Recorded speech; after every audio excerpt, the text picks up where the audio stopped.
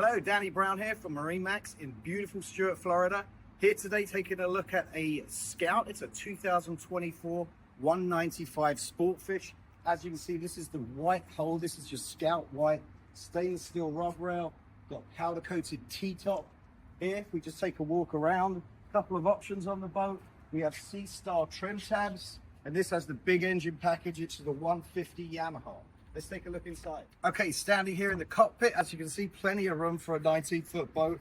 You have seats, both port and starboard, undergunnel storage for your fishing rods.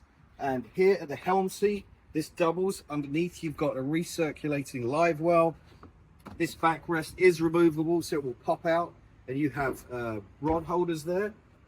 Coming around to the helm, as you can see here, we have plenty of space to add up to a 12-inch GPS. You have a Fusion stereo head unit with upgraded JL speakers. Coming around on the port side, just look at plenty of storage in here inside the console. And then coming forward to the bow, this one's equipped with a nice bow cushion for lounging. You also have this Yeti cooler that doubles as a seat with a backrest. We also have a trolling plug set up in here, so if you wanted to add a trolling motor, you can.